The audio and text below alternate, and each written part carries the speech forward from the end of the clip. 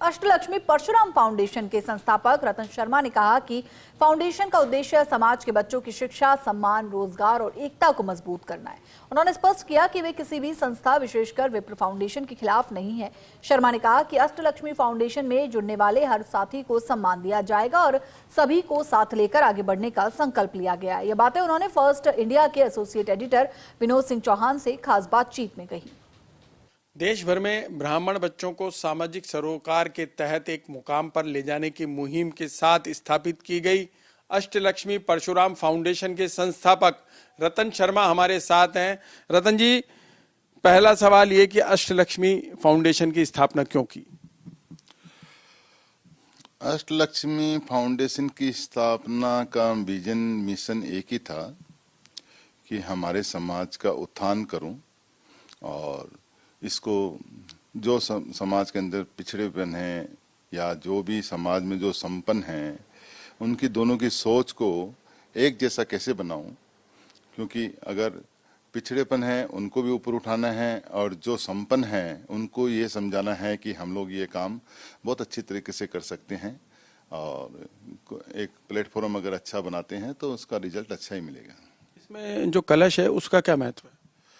हाँ, कलश जो अष्टलक्ष्मी का जो हमने बनाया था ये एक था कि भी 8 लक्ष्मी जो हमारे प्रधानमंत्री जी भी बोलते हैं कि हमारे नॉर्थ ईस्ट को अष्टलक्ष्मी बोला जाता है, तो हमको प्रधानमंत्री जी से ही प्रेरणा मिली। हमारे सीएम सर भी एक ही बात बोलते हैं कि अष्टलक्ष्मी है, हेमंत विश्व शर्मा जी, इसलिए हम लोगों ने अष्टलक्ष्मी का नाम रखा कि नॉर्थ ईस्ट के 8 स्टेटों को अष्टलक्ष्मी बोला जाता है। अब अष्टलक्ष्मी का कलश हमने इसलिए लिए कि भी अष्टलक्ष्मी पहले तो मेरे दिमाग में था कि यार हम बांट रहे हैं, हमारे लिए कुछ गलत नहीं होगा, कल मैंने अपने भाषण में बोला भी था, लेकिन लास्ट में भगवान से समझ में आया कि नहीं, ऐसा कुछ नहीं है। हमारा मेन मकसद है कि हर ब्राह्मण संपन्न हो, हर ब्राह्मणों के घर के अंदर लक्ष्मी का वास हो, और इसलिए हमने ये कलश का एक अपना एक सिंबल बनाया कि ये एक, क्योंकि एक तो कलश की एक मन में भावना भी अच्छी रहती है लोगों की, और सब लोग मंदिर में रखेंगे इसको, और जब मंदिर में रखेंगे तो हमारी अष्टलक्ष्मी के लिए अभी पूजा, जब अष्टलक्ष्मी की जब पूजा होगी तो हमारी सभी लोगों के लिए पूजा हो जाएगी, उसमें सभी ब्राह्मणों के लिए, मतलब एक आदमी मेरी पूजा से कुछ नहीं होने वाला है, इसमें हर ब्राह्मण के सदस्य अगर अष्टलक्ष्मी की पूजा करेंगे और अगर यही प्रार्थना करेंगे कि हमारा हर ब्राह्मण का, समाज का हर व्यक्ति, हर परिवार संपन्न हो, बस यही हमारा मकसद है। आपकी संस्था क्या विप्र फाउंडेशन के खिलाफ है?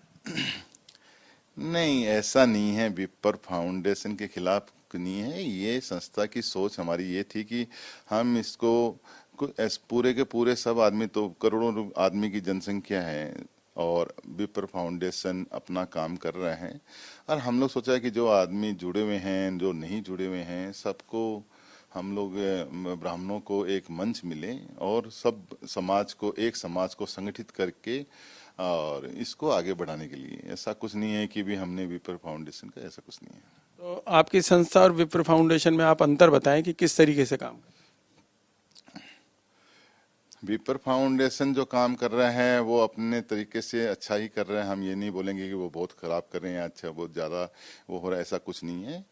अष्टलक्ष्मी अपना काम करेगी, और एक कभी कभी क्या होता है कि समाज के लिए काम करना, और उसमें कुछ कमियां भी रहती है, कुछ अच्छाई भी रहती है, लेकिन ये सब चीज़ें अंतर में हम नहीं जा रहे हैं, हम उस अंतर में दिमाग नहीं लगा रहे हैं, हम तो एक रेखा देख रहे हैं कि यार हमने कोई बीड़ा अगर उठाया अष्टलक्ष्मी का तो उसको एक मंजिल तक पहुंचाना है, और हमने एक टारगेट लिया है कि हम 3 साल के अंदर में समाज के, इंडिया भर के अंदर में लोगों को इसको पहुंचाएंगे।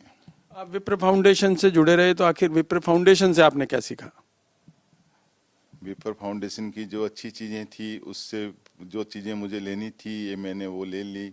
कुछ अगर कमियां रही है तो उसको मुझे लगता है कि मैं ठीक कर लूँगा, तो वो उससे मैं चीज़ें देखिए, जब इंसान को एक 5 साल का बच्चा भी आपको बहुत कुछ सिखाता है, और एक 70 साल का आदमी भी आपको बहुत कुछ सिखा देता है। एक इंसान, एक व्यक्ति अगर कुछ बोलता है तो आदमी को लगता है यार ये बात मैं यहाँ गलत हूँ। जैसे एग्जाम्पल देता हूँ आपको, कल मैंने कलश को लोटा बोला। मेरे तो दिमाग में नहीं था कि लोटा है, ये क्या है, मेरे मन में जो भावना आई बोला। लेकिन एक भाई साहब ने मुझे लिखा कि भाई साहब आप इसको लोटा मत बोलिए, इसको आप कलश बोलिए, क्योंकि ये कलश है। तो अब एक बात छोटी नहीं है, लेकिन एक इंसान ने कोई एक मैसेज दिया, उससे एक चीज हमने पकड़ी कि यार ये तो बात मेरे से गलती हो गई। तो क्या है, आदमी सीखता है। आदमी कुछ एक 5 साल के बच्चे से भी आप बच्चों से बहुत कुछ सीख जाते हो। तो ये एक इसमें हम अंतर भी नहीं देख रहे हैं कि हम क्या सीखेंगे नहीं सीखेंगे, और हमारे एक विजन है इसके अंदर में। हम अपने विजन को पकड़ रहे हैं कि चलो जो काम उन्होंने किया, जो काम हम कर रहे हैं, हो सकता है समानता भी होगी, हो सकता है हमारा कुछ अलग ढंग होगा काम करने का, लेकिन कुछ न कुछ बहुत अच्छा करने जा रहे हैं हम। और पूरे इसमें और अष्टलक्ष्मी का मेन मकसद ये है कि जितने भी संगठन बने हुए हैं, ब्राह्मणों के अच्छे अच्छे संगठन बने हुए हैं, उनको हम चाहते हैं कि वो हमारे अष्टलक्ष्मी से जुड़े। हम उनका अहित कभी नहीं करेंगे, अहित नहीं करेंगे। उनको हम अपने पास में हमारे साथ जुड़ेंगे तो एक तो ताकत भी बढ़ेगी और वो भी मजबूत होंगे और हम भी मजबूत होंगे। हम कोई का ऐसा नहीं है कि भी उसके आदमी तोड़ लेना है, ये तोड़ लेना। समाज एक है, सब समाज एक जैसा ही रहना चाहिए। देखिए, कोई भी नया काम किया जाता है तो कहीं ना कहीं से प्रेरणा मिलती है। आपको नई संस्था बनाने के लिए प्रेरणा कहाँ से मिली? पहले मेरे दिमाग में नहीं था कि मेरे को कोई संगठन बनाना है, नॉर्थ ईस्ट के अंदर में ही करने का था। लेकिन जैसे जैसे फिर थोड़ा कुछ समय में परिवर्तन हुआ। परिवर्तन होने के बाद में मैंने एक चीज से सीखी, वैसे तो कई चीजों से सीखी, कि यार इसको बढ़ाया जाए और इसको इंडिया के अंदर में हम लेके जा सकते हैं। तमिलनाडु के अंदर में सुपरस्टार अपना विजय, जो इतना बड़ा, मतलब 2 बड़े बड़े महारथी AIDMK DMK जैसे इंसानों को पछाड़ के उसने गवर्नमेंट बना ली, तो वो मेरा लिए एक बहुत बड़ी प्रेरणा रही कि यार ये अगर ये 2 साल में गवर्नमेंट बना सकता है तो हम तो या 2-3 साल के अंदर में अष्टलक्ष्मी को हम एकदम ऐसी ऊंचाई पे लेके जा सकता हूँ। जो मेरी सोच है, तो मैं बहुत बड़ा काम कर सकता हूँ इसमें। देखिए, देश भर में अलग अलग संस्थाएं बन रही है, हर कोई अपना काम कर रहा है, तो आपकी संस्था अलग कैसे है, ये तो खुलकर बताइए। ये हमारा काम बताएगा। हम अपने मुख से अभी कुछ बोलेंगे, उससे कुछ नहीं होने वाला है। हर इंसान का काम बोलता है। आदमी का न तो आदमी का काम सिर्फ काम नहीं, जो हम काम बीड़ा जो उठाएंगे, जैसे आज हमने कल, मैंने नहीं सोचा था कि मतलब कलकत्ता के अंदर में हम ऐसा प्रोग्राम कर लेंगे, 700-800 आदमी इकट्ठा हो जाएंगे, और बच्चे लोगों के अंदर में जो मैंने जो शिक्षा विधि का जो बच्चे लोगों को जब दिया, तो उनके चेहरे के अंदर में वो जो खुशी थी ना, और माँ, उनकी जो माँ फैमिली जो आई थी, उन बच्चों के माता पिता के अंदर में जो चेहरे की जो मुस्कान मुझे दिख रही थी ना, मैं, लोग कैमरा बना रहे थे, मोबाइल अपने बच्चों को ढूंढ रहे थे, मेरा बच्चा कब आएगा, मैं बनाऊंगा, तो वो मेरे को दिल में छू गया। और ऐसे हर माँ कि अब हर माँ के चेहरे में मैं मुस्कान नहीं देखना चाहता हूँ कि उसके बच्चे आगे बढ़े। बात वो नहीं है कि आपने 3,000-11,000 बांटा, उसका कोई वो मैं तो नहीं है। लेकिन इसमें क्या है कि एक अमीर हो या गरीब हो, अमीर गरीब की परिभाषा क्या होती है? कोई परिभाषा नहीं है। लोग अपने दिमाग में ही सेट करते हैं कि ये अमीर है, ये गरीब है। ऐसा कुछ नहीं है, सब एक जैसे हैं। सब अपने अपने घर में ब्राह्मण ऐसे भी कोई जाके झुकता नहीं है जल्दी से, और सब अपने आप में अमीर हैं, सब अपने आप में स्वाभिमान है। और उनकी जो चेहरों की मुस्कान हम जैसे देखी थी मैंने कल में, मेरे कल 100 गुना मेरी हिम्मत बढ़ी है, 100 टाइम्स, मतलब। और इतनी बड़ी हिम्मत बढ़ी है कि मैं आपको बता नहीं सकता है सब चीजों के लिए। और आप हर बार ये कहते हैं कि समाज में झगड़े हैं, तो अब इन झगड़ों को दूर कैसे करें? ये भी एक मैं मिशन लूंगा। जैसे कल मेरे मंच के अंदर में अभिनेश महर्षि और राजकुमार जी रिन्वा बैठे थे, जो पूरी दुनिया उनके लिए ऐसे विचार भावना रखती है कि दोनों में एकदम नहीं बनता है। ये देखो, एक दूसरे के कट्टर दुश्मन है। कुछ तो लोग भी उनको एक होना नहीं होना देते, क्योंकि अगर कोई वो लोग दोनों सोचते भी हैं तो लोग उनको नहीं करने दें। क्यों? लोग अगर दोनों आदमी वो लोग अलग अलग रहेंगे तभी लोगों को फायदा होता है। एक साथ रहेंगे तो लोगों की वो नहीं चलती है। वैसे ही हर समाज में, भला आप गौड़ समाज ले लो, खंडेलवाल ले लो, कोई भी जातियों में ले लो आप, अग्रवाल में ले लो, कोई में भी ले लो, कोई भी जातियों के अंदर में किस किस कुछ कुछ जातियां ऐसी हैं जिसकी यूनिटी होती है, जैसे जैन, तेरापंथी, इनके अंदर देखा है मैंने गुट, मतलब गुट नहीं है इनके अंदर में एकता है, एक छत के नीचे रहते हैं लोग। तो इनसे मैंने सीखा कि यार जब ये रह सकते हैं तो हम अपने जो समाज के अंदर में जो टूटी हुई, जो लोगों के अंदर में जो तार टूटे हुए हैं, उनको जोड़ने का काम तो मैं करूंगा, दिल से करूंगा। जैसे कलकत्ता के अंदर में भी कम से कम जैसे गौड़ समाज सुना की भी उनके भी झगड़े चल रहे हैं, खंडेल वालों में झगड़े चल रहे हैं, कुछ लोग हैं तो झगड़ा करवाते हैं, और हम उसमें हैं जो हम जोड़ने का काम करेंगे, पॉजिटिव सोच में जाएंगे और देखो उसका रिजल्ट क्या आता है। हम तो नेगेटिव मन में लाना ही नहीं है, हमें तो positive be positive be positive be positive. देखिए, किसी भी संस्था के लिए नेतृत्व सबसे बड़ी बात है, और आपका क्या कहना है नेतृत्व को लेकर? नेतृत्व के ऊपर में बहुत है। आज हमारे प्रधानमंत्री नरेंद्र मोदी जी का नेतृत्व ही तो बोल रहे हैं, उसकी वजह से आज देश में देखो आप कितनी चेंजिंग आ गई है। आप ये देखो, आपके हमारे आसाम को देख लीजिए, एक हेमंत बिस्वा शर्मा पूरा आसाम को चेंज कर दिया। आदमी का नेतृत्व में बहुत बड़ा फर्क पड़ता है, और मुझे अपने आप पे भरोसा है, और मैं इस नेतृत्व के, मेरे नेतृत्व में मैं एक चीज दुनिया को दिखाऊंगा कि हमारे ब्राह्मण भाई की एकता क्या होती है और उनको कैसे सम्मान मिलता है। मेरा एक ही मकसद है बस। देखिए, एक सवाल फिर से विप्र फाउंडेशन से जुड़ा हुआ करूंगा। आप विप्र फाउंडेशन से जुड़े रहे, तो आपका क्या योगदान रहा? विप्र फाउंडेशन का योगदान, जब 2009 के अंदर में सुशील भाई साहब जब यहाँ पे, उनकी सोच थी कि हम सब ब्राह्मणों की को एक करते हैं, उन्होंने सब जगह से अच्छे अच्छे आदमियों को सबको उठाया और उनसे बात की, उनसे उनसे उनसे उन्होंने सीख ली, और उन्होंने 2009 के अंदर में विप्र फाउंडेशन का यहाँ पे एक सिंपल, जिसको बोलते हैं हम सिंपल, हमारा एक ऐसे ही हुआ कि यार हम लोग ऐसा कर सकते हैं ब्राह्मणों के उत्थान के लिए। और हमने उसके अंदर में 2-4 उसमें जो अच्छे अच्छे आदमी थे, 10-20-50 आदमी थे, उन्होंने सब ने बैठ के हमने बॉम्बे में मीटिंग की अपने धनीधर जी शर्मा जी के घर पे। उन्होंने, उसमें सब आदमी आए अच्छे अच्छे, पहली मुलाकात वहाँ मीटिंग में फाइनल हुआ, वहीं इसका नाम विप्र फाउंडेशन फाइनल हुआ, और अच्छे आदमी उस टाइम जुड़े भी थे और सब कुछ था साथ में। और उसके बाद में मेरा योगदान उसके अंदर में ये था कि जो विप्र फाउंडेशन की जो नींव रखी जाती है ना, आज तो नींव में मेरा बहुत बड़ा सहयोग था, मेहनत की, धन दिया, सब कुछ दिया। और सुशील भाई साहब इस बात को अच्छी तरह से जानते हैं कि रतन शर्मा जी का वहाँ क्या योगदान था, और पूरी दुनिया जानती है। इसमें मेरे को अब बताने की जरूरत नहीं है कि मेरा क्या योगदान है या नहीं है, लेकिन बिल्डिंग की नींव तो हमारी डाली हुई है, तो और हम चाहते हैं वो अच्छा काम कर रहा है और अच्छा काम करे। और उसके मतलब वो मेरा, मैंने कल भी बोला था, वो मेरा बड़ा बेटा है, 18 साल का हो चुका है, और अष्टलक्ष्मी अभी 9 में अभी बच्चा जो है, मैं बच्चा इसलिए बोलता हूँ, संगठन एक अभी बच्चे का रूप ही है ये।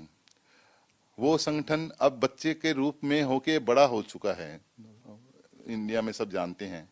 अष्टलक्ष्मी भी एक बच्चे को, हमको उस संगठन को इतना आगे लेके जाना है कि दुनिया में दिखेगा कि जब संगठन जब बनते हैं तो वो अच्छे के लिए, काम के लिए ही बनते हैं। जब हमारी सोच ही अच्छी है तो उसका रिजल्ट भी अच्छा ही आने वाले हैं।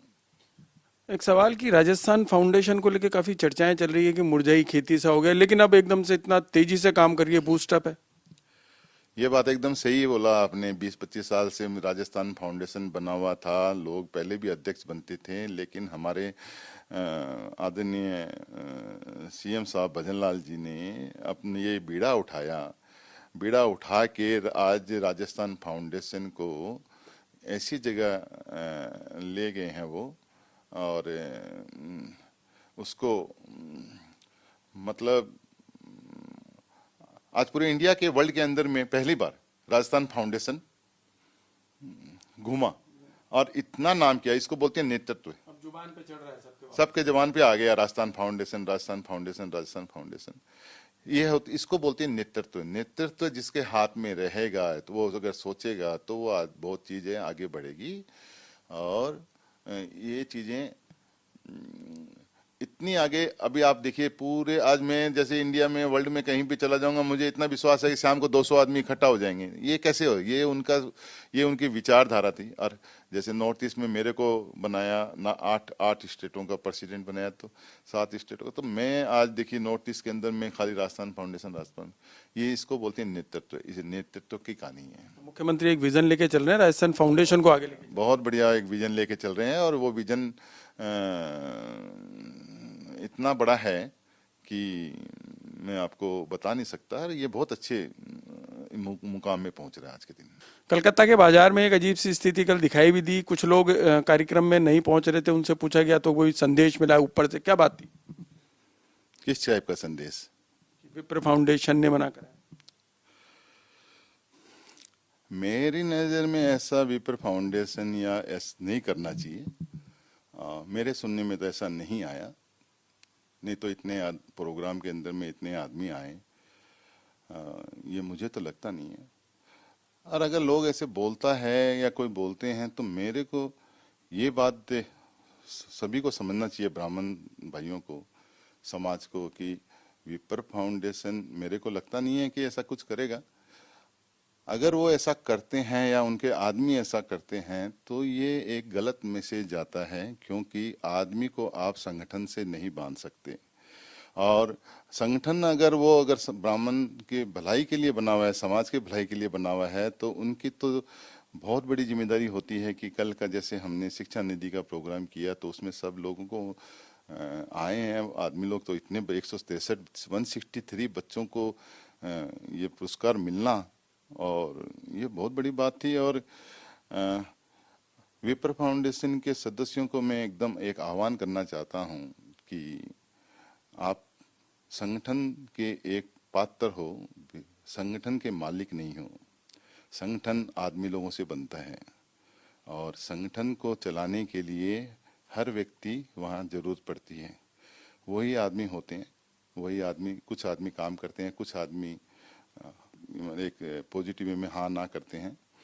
तो मेरे हिसाब से पहले बात तो ऐसा होना नहीं चाहिए। अगर ऐसा हुआ है तो संगठन के सदस्यों को समझना पड़ेगा कि आप लोग ऐसा ना करें, क्योंकि मैंने पहले बोला है कि विप्र फाउंडेशन मेरा बड़ा बेटा है और ये मेरा छोटा बेटा है। मैं एकदम क्लियर ये चीज़ बार बार बोल रहा हूँ। और विप्र फाउंडेशन भी मेरा है।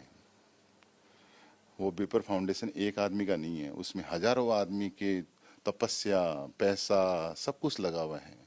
और उसके अंदर में आज अगर संगठन में मेरे हिसाब से उन नेतृत्व करने वाले आदमी तो शायद कभी नहीं बोलेंगे, क्योंकि वो जानते हैं कि हमने किसका खून लगा हुआ है इसके अंदर में। जिसका खून लगा हुआ है, जिसका पैसा लगा हुआ है, जिसकी मेहनत लगी हुई है, वो अपना बच्चों का पेट काट के उस संगठन को दिए हैं। तो वो संगठन को दिए हैं, तो वो सब उसके मालिक हैं। कोई इसका मालिक बन नहीं सकता। संगठन के कोई मालिक नहीं होते हैं। कल अष्टलक्ष्मी का मैं थोड़ी मालिक बन जाऊंगा, हमारा समाज उसका मालिक बनेगा। जब एक व्यक्ति संगठन का मालिक बन जाता है, तो वो ज़्यादा दिन नहीं चलती है। वो संगठन आगे जाके कभी न कभी जाके गिर ही जाता है। आप खुद ही देख लो ना, ममता बनर्जी को देख लीजिए ना, उसने भी तो एक संगठन को अपने कब्जे में रख के रखा ना, तृणमूल को। आज उसकी क्या स्थिति हो गई, आज देखिए क्या हालत हो गई है उनकी। ये एक संदेश के हिसाब से लेना चाहिए, और कोई के प्रोग्राम में जाने से नहीं रोकना चाहिए। और स्पेशल मेरा बनाया हुआ अष्टलक्ष्मी में तो स्पेशल ना रोके, क्योंकि विप्र फाउंडेशन में मैंने खून दिया है। और विप्र फाउंडेशन में उठाने में, आज तो बिल्डिंग के ऊपर एक तल्ला करने के लिए 10 आदमी आ सकते हैं, लेकिन विप्र फाउंडेशन की नींव की मैं अपनी जिंदगी दी है, अपना सब कुछ दिया हूं। तो ये मेरे को लगता नहीं है वो ऐसा करेंगे, लेकिन अगर करते भी हैं तो मैं एक मैसेज जरूर देना चाहता हूं कि हर आदमी अपनी सोच को चेंज करे और मेरा भी साथ दें, क्योंकि मैं जो काम लिया हूं उससे विप्र फाउंडेशन का भी नाम होगा। ऐसा नहीं है नाम नहीं होगा, विप्र फाउंडेशन का भी नाम होगा, क्योंकि मैं विप्र फाउंडेशन का पहले हूँ ना।